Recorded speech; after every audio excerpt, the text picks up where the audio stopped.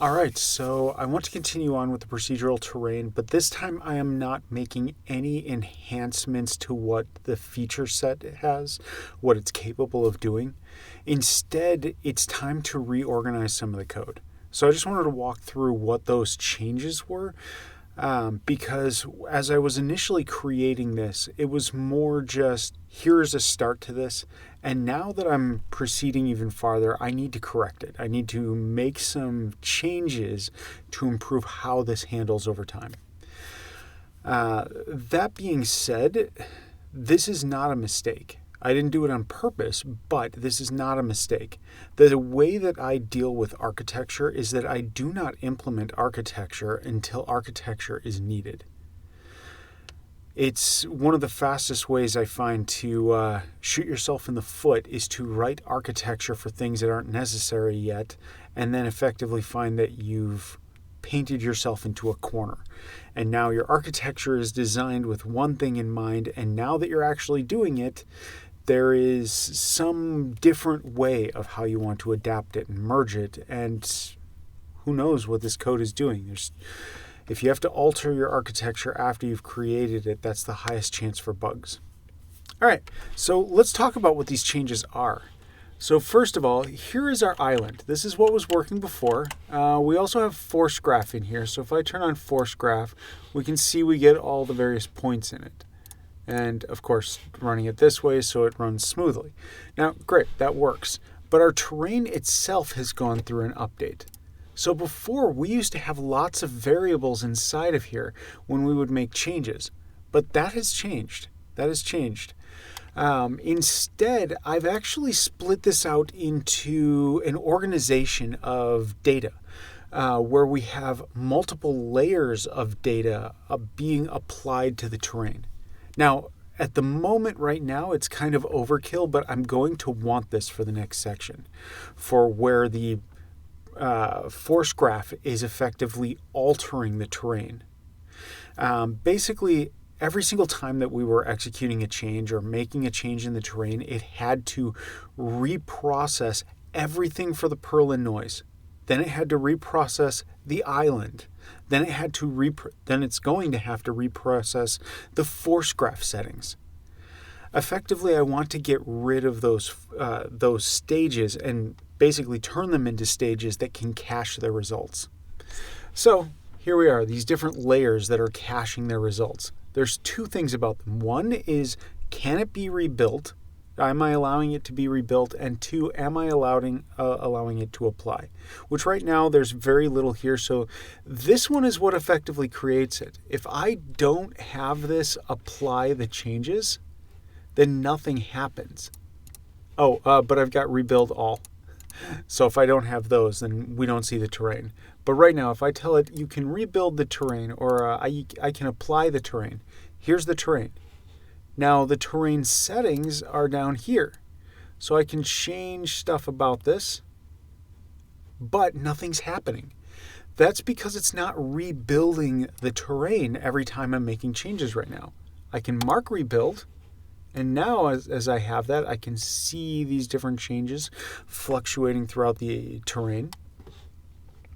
But now let's say I want to apply the island shape. Okay, there's the island shape.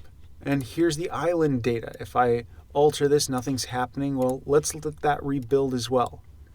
Okay, so there is my shape for the island. Now, I'm no longer going to let that rebuild it. But I still want it to apply, so when I go back to make these changes, that island shape is still there, but it's not reprocessing the island every time. That's the structural change that I wanted to make here.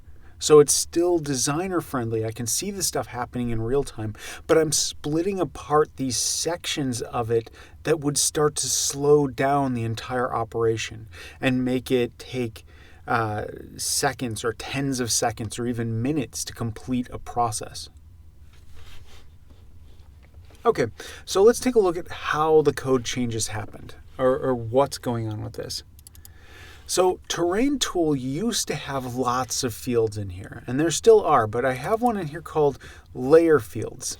Layer Fields is a serializable class that effectively has a terrain mod layer, which I'll get to, but that's effectively holding on to the rebuild and the applying of that data. So we have those, and then we have the booleans for rebuild or apply. Additionally, I also have rebuild all and apply all. So if I am just testing out a few sections, I can turn everything back on to do a full rebuild and test all the settings to make sure I'm happy with it, and then turn it back off. Okay. So I've turned it into that. Let's see. None of the other fields are in here. I am holding on to a few things, like height res is still in here. Size and scale are still in here.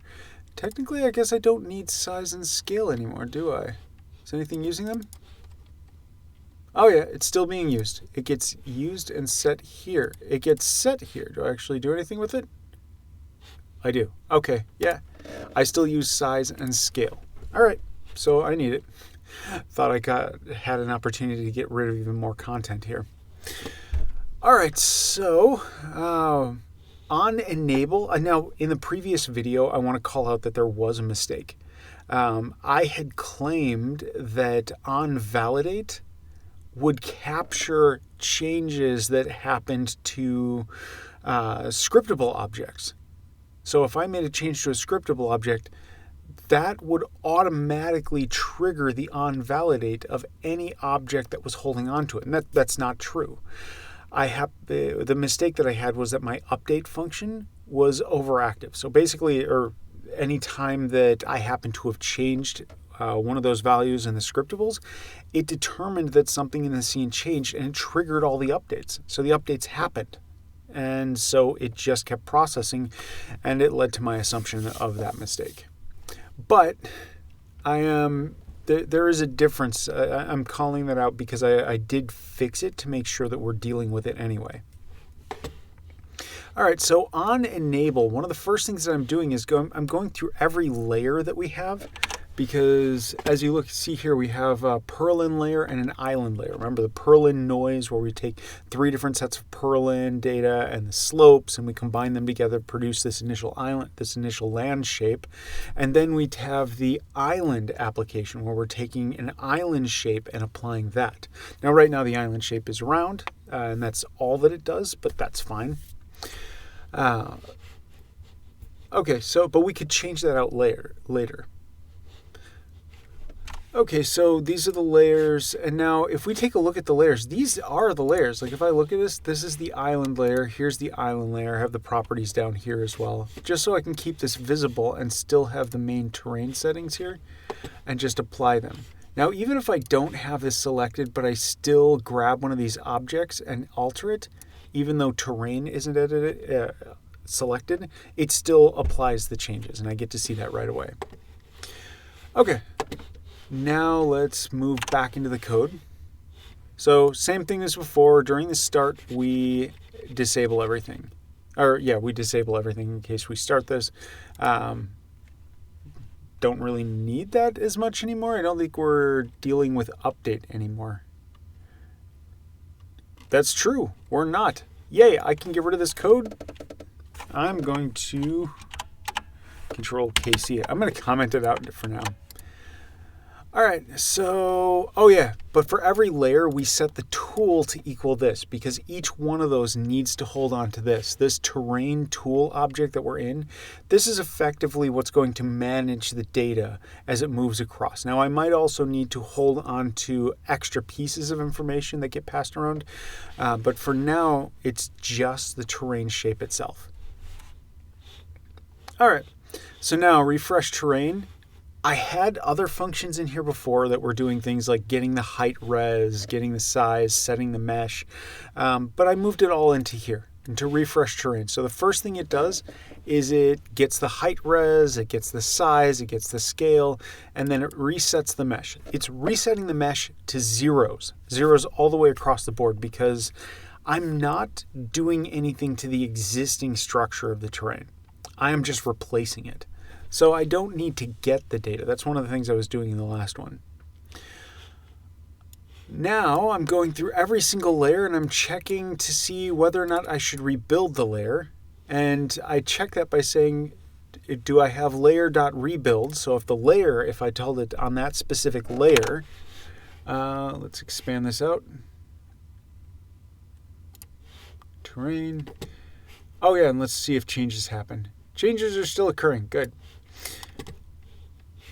All right, but on these layers where I have the rebuild or apply over here, or I'm using the rebuild or apply down here. So that's basically what I'm checking. If I'm calling for rebuild or rebuild all, then I rebuild the layer. Same thing with apply or apply all. And then finally, I set the heights. So after I execute each one of these, it's basically resetting the entire data from scratch to 0. It checks to see if it should rebuild everything and then if it should apply everything. And then finally, it sets the heights. Now this is being called by onValidate. So anytime something happens, something changes in these data fields, it will automatically re-execute this. Now the thing with this, so we still have these functions. Nothing's changed about these functions. But now let's take a look at these terrain mod layers. This is an abstract class. It's a scriptable object, which means that they exist inside of just here. I can right-click and say create terrain layers, and now I can say here's my island layer, here's my purlin layer. I'm not going to execute those. All right. But anyway, I can re-add them, and here's the ones that I did add. And they get all the settings specifically for the island border or for all of the purlin slope and structure is how it's going to occur on the island. Now, let's move on. So this is the basic object. Inside of it, it has a hidden object called terrain tool, because remember, when we first start up our terrain tool, it goes through every layer associated with it, and it automatically adds tool to it. All right. And then it has the abstract functions for apply and rebuild. So anything that inherits from terrain mod layer should know what terrain tool is editing it, which right now it's designed for really only one. And then it also has the functions for apply and rebuild. So let's go with island. That's the shorter one. I extracted out the island code, which means here are the fields for it. And then here, and also some private data where I'm holding onto the mesh data. Now onValidate, so if I change a field in here, I'm calling tool. Tool is, it's part of the terrain layer. It's that terrain tools reference. So I'm calling onValidate for the parent object. So if I change a field here, it will automatically refresh the terrain. All right. Next, we have rebuild. So if we tell it to rebuild, it is creating, in this case, a new edge reduction map. It just recreates it from scratch, all zeros again. And it re-executes the data. It sets the range up, just like what it was doing before, but now we have it split out to this function. And then if we call the apply, first it checks, do we even have the data? If we've never created the data before, then go recreate it now. But we don't need to recreate it every time we apply it necessarily. All right, so we have the tool height res. Or we have the height res, we're going through every single one of the positions, and we're basically multiplying it by our edge reduction map. That's what our code was doing before. Only now we've got this split apart so we can just execute this on the fly as its own layer of data. Now we've got the same thing for purlin terrain, where I put the fields in here. I did reorganize them a little bit. If you look at this structure is, I took the purlin stretch and its height multiplier and the slope for it and put them all together, and did the same thing for the duplicate of those, the secondary version of those fields for purlin stretch 2, height multiplier 2, and purlin slope 2. And then how it fluctuates between those two, I have put those in between these, or I have put this as its own separate field. So they're grouped out a little bit better now. All right, let me move my mouse just for a second. And all right, what time have we got? 14 minutes. All right, so let's go back to the terrain, or back to the code, and we've got our mesh. It's private in here. Again, onValidate, just throws it back to the tool and says, hey, terrain tool, go validate again, now that we've had our own changes in the code. Next, We do the rebuild. Oh, for apply. So since this is the Perlin noise right now, this is also an assumption. There is no assumption of doing anything with data beforehand. This just completely eradicates any previous data. So all we're doing is we are just setting the mesh data. And again, if the mesh didn't exist, if it was null, then we rebuild. We need it to be there at least one time beforehand. Okay, so the rebuild is the big part, and this is where I moved all the code for this inside of here.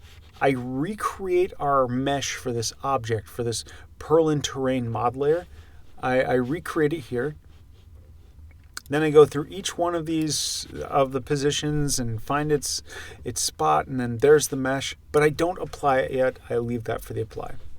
All right, so that is the way that our code effectively works now. So I can do live changes to my code of any structure format that I want here, to readjust the height map of how these things progress or melt together or shape together. All right, that's the key changes to this one. It was a logical structure because this is a design tool. It needs to support how our designers can work. So this is tech artistry.